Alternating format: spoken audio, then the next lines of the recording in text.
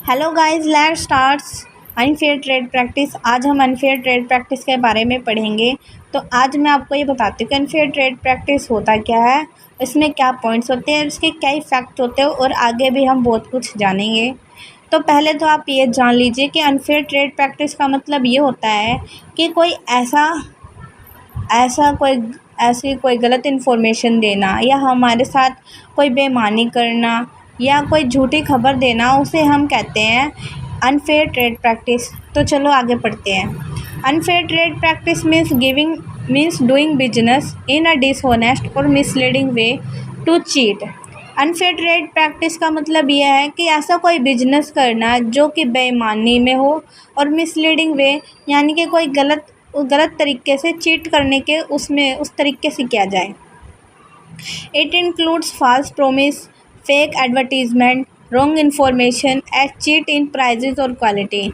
इसमें यह शामिल होता है कि झूठे प्रोमिस किए जाते हैं, फेक एडवर्टीजमेंट दिया जाता है, रॉन्ग इन्फॉर्मेशन दिया जाता है एंड चीट इन प्राइजेस और क्वालिटी।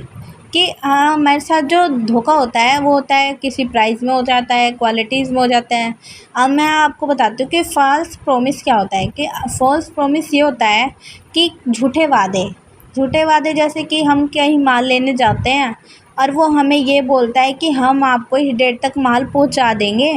मतलब कि हम गए 16 तारीख को और 16 मार्च 2025 को फिर उसने हमें बोला है कि हम आपको 16 अप्रैल को पहुंचा देंगे माल, लेकिन वो हमें नहीं पहुंचाता। वो हमसे वादा कर लेता है और ना ही वो हमें देता है। तो ये होता है फॉल्स प्रॉमिस।